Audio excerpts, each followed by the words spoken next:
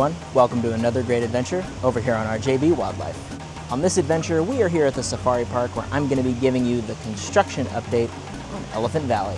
So if you're ready for another great adventure, let's go.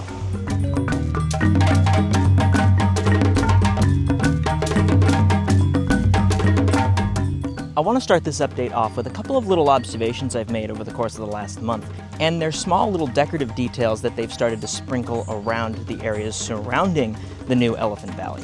And the first one I want to point out is this right behind me. These structures were placed here about a month ago, and at that point in time there were yellow boxes attached to these poles, and they were what I assumed were bee boxes, as elephants are actually afraid of bees.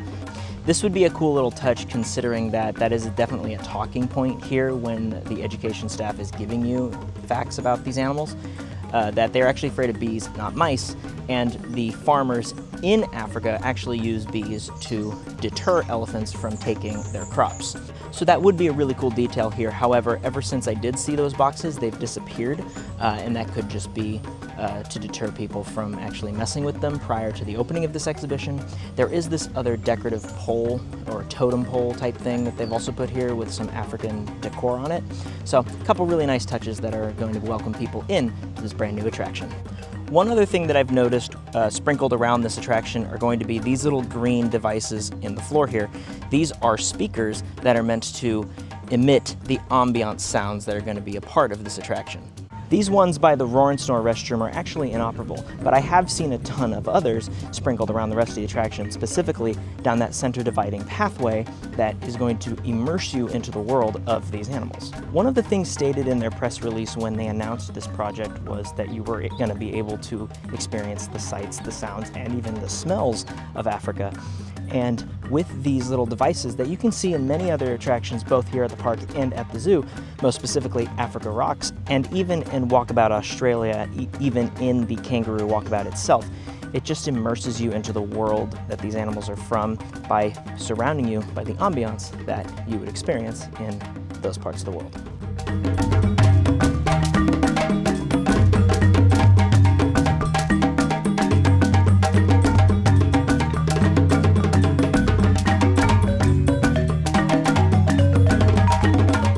Now, we covered this a little bit earlier in another update, but they have opened up a brand new pathway here in Elephant Valley that's actually going to attach to the Roar and Snore area and even this restroom to the rest of the African experience you can get down here. But one cool part about this new pathway is it gives us a really cool view of some of the awesome things they're working on, specifically this new structure here to my left, which I assume is going to be a restroom, and even some of the actual pathways and even educational areas that they are going to be implementing to this attraction via play areas. But they are working very hard in completing this project, and that's the other thing.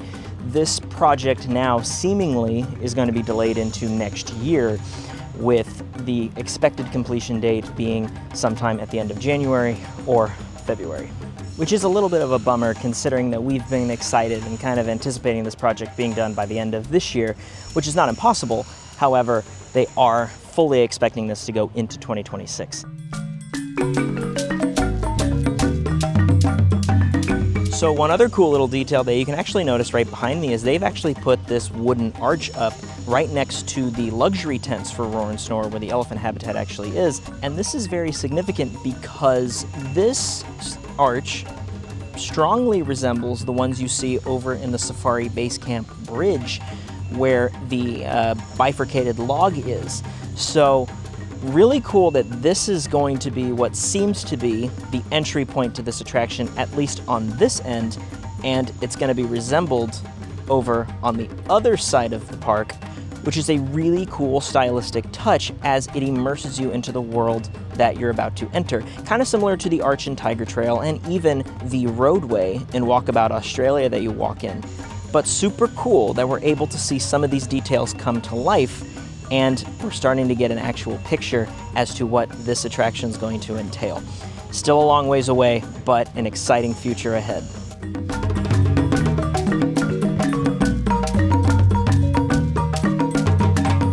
So it appears that the eastern yard section that they've been working on is getting close to completion, as they've actually filled up the eastern yard's pool that they've been completely working on over the course of the entirety of this year. with this area seemingly close to being done, they can now move on to the other areas of this yard. The really cool part about this is they've actually scattered around the foliage that used to be kind of bunched together in one little spot. And they've also created a lot of the different kind of bunker rock planters that you see in the western yard currently, which is really cool for this part of the attraction. As for the habitats in general, the one part of the eastern yard that hasn't been touched yet still needs to be addressed. That'll happen in time. They are still working on the back off habitat area, and I have noticed that they are putting in what appears to be a little bit of a mud wall structure in that area. So it remains to be seen what that update's going to be like for that one and how they're going to conceal that industrialized building, which the western yard was a little bit easier to conceal, mainly because it was already basically concealed in the first place. The eastern yard's off habitat area has always been viewable from the top of the hill, and especially since Tiger Trail's building is right behind it. So hopefully in time they find a way to actually conceal some of those industrialized structures.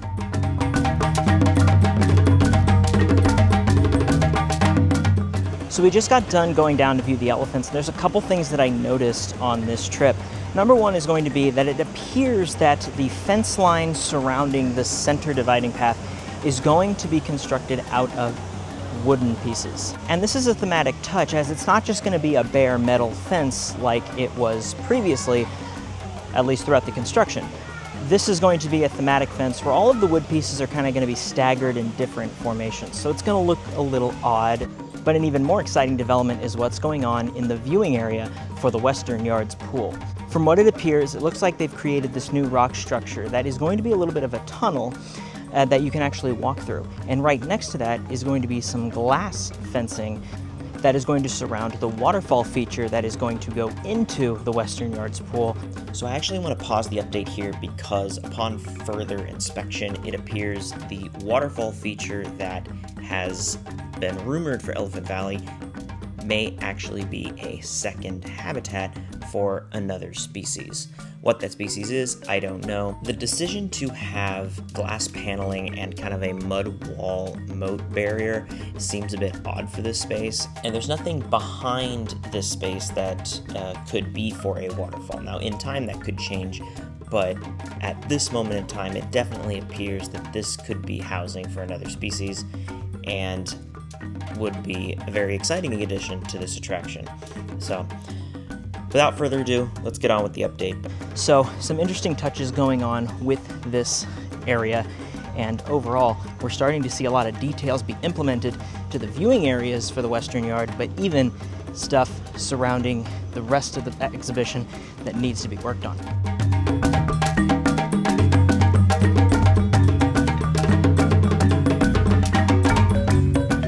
I now want to touch up on the building aspect of this update, and one thing I've noticed is in the western yard's pool viewing area, they have started to put in some palms that are going to be cascading the viewing area of this pool.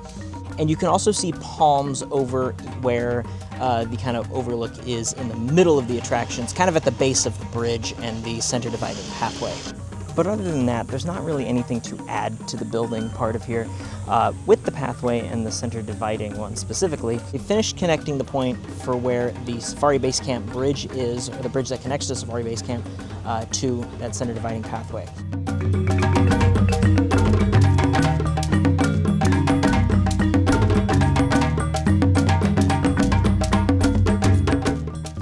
That's going to do it for today. If you had fun on this journey, please hit the like button. And if you would like to embark on future adventures, please consider subscribing and ringing that notification bell. And until next time, I hope to see you all again on the next adventure on RJB Wildlife.